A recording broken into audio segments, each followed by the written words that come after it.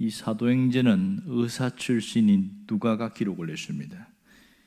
본래 의사라는 직업은 굉장히 치밀하고 조직적이어야 되며 또 과학적이어야 됩니다. 왜냐하면 이 복잡한 인체를 다루기 위해서는 그만큼 세밀하지 않으면 되지 않고 생명을 다루는 부분이기 때문에 그만큼 이 사고 자체가 치밀하다는 걸 알 수 있습니다. 그런 의식 속에서 기록한 것이 사도행전인데, 사도행전 가운데에서 특별히 아나니아 삽비라 사건에서 독특한 걸 하나를 또 누가가 기록을 하고 있습니다. 그것은 이 아나니아 삽비라 사건 이후에 일어난 사람들의 반응입니다. 오늘 11절에 보면 그들에게 두려움이 임했다 이렇게 이야기합니다. 또한 5절에도 보면 여전히 그들의 사람들마다 크게 두려워하더라 이렇게 얘기를 합니다. 도대체 무슨 두려움일까요? 그들이 두려워한 것은 무엇인가 하는 겁니다. 그러니까 이 아나니아와 삽비라가 하나님을 속인 죄 때문에 두려워한 것인가, 아니면 그들이 죽었기 때문에 두려워한 것인가 하는 겁니다. 그러면 무엇이 그들을 두려워하게 했을까요? 아마도 둘 다일 것 같습니다. 이들이 믿음이 좋은 사람들입니다. 자기 소유를 팔아서 내놓을 정도로 굉장한 믿음의 사람입니다. 원래 아나니아와 삽비라는 이름이 굉장히 좋아요. 아나니아는 하나님은 은혜롭다 이런 뜻이고, 삽비라는 보석처럼 아름답다 이런 뜻입니다.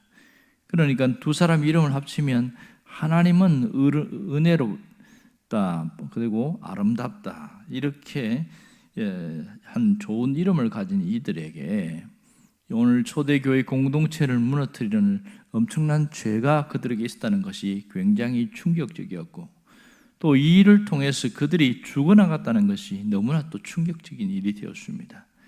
자, 특이한 사항은 뭐냐면 이 아나니아도 죽었고 삽비라도 죽었는데 당일날 장례를 치렀다는 것이 굉장히 특이합니다. 본래 유대인들은 당일날 장례를 치르지 않고 며칠 정도의 애곡의 기간을 두고 난 다음에 장례를 치릅니다. 왜 이렇게 당일날 장례를 치렀을까요? 마치 짐승이 죽었을 때에 거적대기에다가 둘둘 말아가지고 갖다 버리는 것처럼 그렇게 하찮게 취급하는 것처럼 보여서 좀 충격적이고 또 이해가 되지 않습니다. 가만히 들여다보니까 이 히브리인들이 갖고 있는 장례 예법에 독특성이 있습니다. 특별히 그들에게는 5가지의 어떤 문제가 있는 사람들은 반드시 24시간 이내에 장례를 치르는 그런 일이 있었습니다. 그러니까 어떤 자들이냐면 첫 번째 자살한 자, 그 다음에 출교당한 자, 그 다음에 배교한 자, 국가에 반역한 자, 또 하나는 범법을 행한 자, 이런 자들은 하나님으로부터 심판을 받았다고 생각하기 때문에 반드시 당일날 장례를 치르게 했습니다. 그러니까 아나니아와 삽비라가 그 쌀에서 죽은 것은 하나님의 심판으로 받았다는 것을 알 수 있습니다. 이들은 하나님의 심판을 받아서 죽었기 때문에 당일날 장례를 치렀다 이렇게 알 수 있습니다. 그럼에도 불구하고 성경을 자세히 들여다보면 그들이 죽기 전에 그들의 진심을 이야기할 수 있는 시간, 다시 한번 헌금에 대해서 진실을 말할 수 있는 기회를 줬다는 겁니다. 왜 기회를 줬을까요? 그들이 만일 진실을 말했으면 이렇게 즉각적으로 죽어나간 일이 생겼을까? 그런 의문점을 생각하게 되어집니다. 아마도 진실을 이야기하면 죽지는 않았을 거다 이런 생각을 하게 되어지죠. 그러나 둘 다 진실을 이야기하지 않고 거짓으로 하나님을 속이려고 한 것 때문에 죽어나갔습니다. 이 일로 온 교회와 또 이 이야기를 들은 사람들에게 두려움이 임했다 이 얘기를 하고 있습니다. 그러면 이 사람들이 느끼는 두려움은 도대체 무슨 두려움이냐 하는 거예요. 그냥 우리가 오감으로 느끼는 어떤 큰 일이 벌어졌을 때 느끼는 두려움과 똑같은 것인가, 그런 일 한번 생각해 보죠.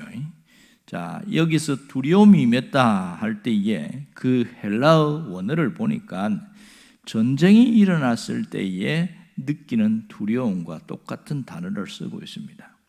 그러면 이 초대교회 안에 벌어진 이 두려움은 아마도 경건의 두려움이다, 이렇게 표현할 수 있겠죠. 신앙적 두려움이라는 것을 알 수 있습니다. 하나님의 실존 앞에서 느끼는 경외심의 두려움이라는 것을 우리가 알 수 있습니다. 이 아나니아와 삽비라 사건은 단순한 사건이 아니고 이들 배후에 사탄이 존재하고 있었고, 사탄과의 영적인 전쟁 현장에서 일어난 엄청난 일이라는 것을 알게 되어집니다. 그래서 하나님 앞에서 느끼는 경외심의 두려움이 이 현장의 모습입니다. 왜냐하면 아나니아와 삽비라에게는 기회가 있었지만 그들이 기회를 잃어버렸습니다. 성경은 뭐라고 표현하냐면 사탄이 그를 사로잡았기 때문에, 사탄이 그 속에 들어갔기 때문에 그렇게 이야기합니다. 여러분, 사탄이 사람들에게 들어올 때에 그들이 쓰는 전략이 있습니다. 수법이 있는데 가장 대표적인 게 뭐냐면 거짓말하는 겁니다. 거짓말하고 속이는 것, 이것이 사탄의 수법입니다. 그러니까 아나니아와 삽비라 속에 들어간 이 사탄은 여전히 똑같은 짓을 하게 해서 그들의 생명까지 빼앗아가게 하는 이 엄청난 충격적인 일들이 일어났습니다.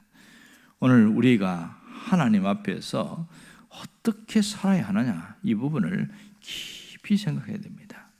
하나님 앞에서 우리는 지금 그런 범법을 행한 자도 아니고 그런 문제를 느끼는 자도 아닙니다. 오히려 신앙적으로 바로 더 서려고 하는 자입니다. 그렇다면 우리가 가져야 될 신앙적인 그 감정이 뭐냐?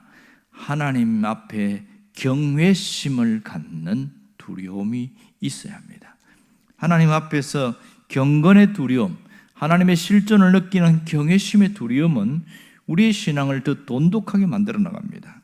여러분, 이 신앙인들에게 하나님에 대한 경외심의 두려움이 있을 때에 어떤 일이 벌어질까요? 절대로 딴 길로 가지 않습니다. 가끔 하나님을 경외하는 그 경외심의 두려움이 없는 자들은 자기 마음대로 살아요. 교회를 다니든지 안 다니든지 자기 생각하는 대로, 자기 하고 싶은 대로 그렇게 살아가요. 모든 죄의 뿌리가 뭡니까? 내가 하고 싶은 대로 하는 겁니다. 이런 사람들에게는 하나님에 대한 두려움이 없어요. 경외심에 대한 두려움이 없단 말이에요. 그러니 자기 하고 싶은 대로 살아가는 것이지요. 이 사람들을 뭐라고 표현하냐면 껍데기만 그리스도인이다, 또 다른 말로 무늬만 그리스도인이다, 이렇게 말합니다. 실상 그는 종교적인 그런 형태는 있지만 그 속에 하나님과 함께하는 삶이 아무것도 없는 완전히 껍데기만 있다는 겁니다. 여러분, 하나님 우리가 어떤 자가 되기를 원하냐? 이런 자의 모습에서 돌아서라는 겁니다. 하나님을 늘 인식하고 하나님의 존재를 인식하고 깨달으면서 주님과 함께 살아가는 그런 신앙인의 모습이 되기를 원하는 거죠. 자, 하나님의 존재를 인식하는 삶의 그 어떤 비결이 뭐냐? 그것은 신앙의 기본기를 놓치지 않는 거예요. 신앙의 기초를 든든히 한 사람은 언제나 기본기가 튼튼한 것을 알 수가 있습니다. 여러분, 무엇을 하든지 세상에서는 기본기를 대단히 중요하게 여깁니다. 운동을 하는 사람이든지 음악을 하나 예술을 하는 사람이든지 항상 기본기를 굉장히 중요시 여겨요. 어떤 분은 보니까 평생 동안 계속 운동을 하는데 그 운동에 하루에 6시간씩 늘 했던 운동을 하는 겁니다. 어떤 피아니스트는 보니까 늘 최정상에서 유명한 이름을 떨치는데도 불구하고 기본 하루에 6시간에서 8시간을 그렇게 계속 피아노 앞에서 피아노를 치고 있는 겁니다. 어떤 운동하는 사람은 이런 명언을 갖고 그렇게 살아왔다 그런 겁니다. 무명 시절에 오늘 하루 내 몸이 파김치가 되도록 지치지 않으면 잠을 안 자겠다.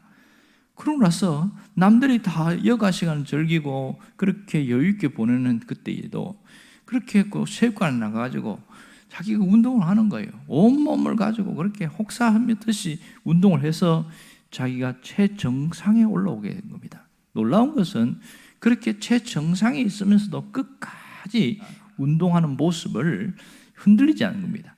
세상에서도 기본기가 단단한 사람들은요, 언제나 바로 아주 이렇게 돋보입니다. 신앙생활도 마찬가지예요. 신앙생활에서 기본기는 굉장히 중요합니다. 기본기가 뭐지요? 하나님의 말씀과 기도가 기본기입니다. 말씀 생활과 기도 생활이 기본기입니다. 우리가 늘 새벽에 나와서 기도하는 것은 두 가지를 다 갖추게 만들어요. 먼저 나와서 첫 시간에 하나님 앞에 먼저 나오는 것이 중요하고, 또 말씀을 들음으로써 내가 하나님의 말씀 앞에 내가 복종하려는 마음이 있고, 그 이후에 기도하는 그것은 내가 하나님 앞에 먼저 바로 서려는 그것이 먼저 되어지고, 그런 다음에 우리의 또 기도가 이루어지거든요. 이 말씀과 기도가 신앙의 기본기가 그냥 되어지는 게 아니에요. 일주일에 한 번 예배 드리는 사람들에게는 이런 기본기를 닦기는 굉장한 시간이 걸리겠죠.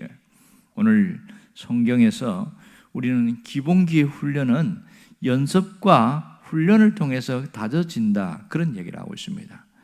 이 사도 바울은 디모데전서 4장 7절에서 그 얘기를 하고 있습니다. 뭐라고 하냐면 경건에 이르도록 내 자신을 연단하라, 이렇게 말합니다. 이렇게 말씀과 기도는 우리의 신앙의 경건의 기본이에요. 이 경건에 이르도록 내 자신을 연단하라. 끊임없이 반복하게 될 때에 우리의 경건의 생활이 단단해지는 것이죠. 이걸 어려운 표현을 쓰면 무의식의 의식화다, 이렇게 표현합니다. 늘 같은 일을 반복할 때에 내 의식 속에 살아있다는 거예요. 그래서 오랫동안 운동하는 사람들을 보면 몇 달 쉬었는데도 그 운동에 딱 가면 몸이 반응을 하더라, 이렇게 종종 이야기합니다. 신앙생활도 이렇게 경건의 연습을 통해서 더 세워집니다. 이렇게 단단한 신앙인들은요, 사탄의 유혹과 사탄의 그런 속임수에 넘어가지 않게 되더라는 겁니다. 이렇게 신앙이 단단한 사람들, 그렇게 끝까지 가려고 하면 우리에게 무슨 중요한 일이 있어야 되냐면 바로 오직 성령으로 충만한 겁니다. 그냥 단순히 경건의 연습, 말씀과 기도만 갖고 살아가고 그렇게 하다 보면 오히려 우리가 신앙이 껍데기로 채워줄 수도 있습니다. 이 속에 내용을 채우는 것은 성령으로 충만해지는 거죠. 오직 성령의 충만함을 받으라. 이것은 내 신앙을 지키고 내 경건의 능력이 나타나게 하는 겁니다. 하나님의 능력은 어디에서 나타납니까? 성령 충만에서 나타납니다. 우리의 성품의 변화는 어디에서 일어날까요? 성령 충만에서 일어나게 되어집니다. 우리 삶 속에 하나님의 역사가 어떻게 나타납니까? 성령이 역사하실 때에 삶의 변화가 있습니다. 사람들도 마음이 움직여지고 환경도 움직여지고, 그래서 내가 살 수 있는 유일한 길은 성령으로 충만해지는 겁니다. 말씀과 기도로 이 경건의 훈련 속에 우리가 삼아야 될 것은 성령으로 충만케 해달라는 그 기도가 있을 때에 어떠한 것도 흔들리지 않습니다. 이렇게 성령 충만한 자에게는 무엇이 안 들어오는지 아세요? 교만함이 안 들어와요. 말씀과 기도로 경건 생활하는 사람 중에서도 사단은 틈을 삐집고 들어오는데, 너처럼 이렇게 경건한 자가 어디 있냐, 너처럼 이렇게 신앙생활 잘하는 사람 어디 있냐, 한번 돌아봐라. 그렇게 하면서 으쓱하는 그런 생각을 집어넣어줘요. 그걸 타고 들어오는 게 뭐냐면 교만함이에요. 얼마나 무서운지 모릅니다. 그러나 성령으로 충만한 사람은 하나님 앞에 복종하기 때문에 절대로 교만하지 않습니다. 늘 겸손하고 늘 하나님 앞에서 자신이 저는 하나님밖에 없습니다, 이렇게 살아가게 되어지는 겁니다. 여러분이 이렇게 경건과 그 속에 성령으로 충만한 자가 되기를 주의 이름으로 축원합니다. 기도하겠습니다.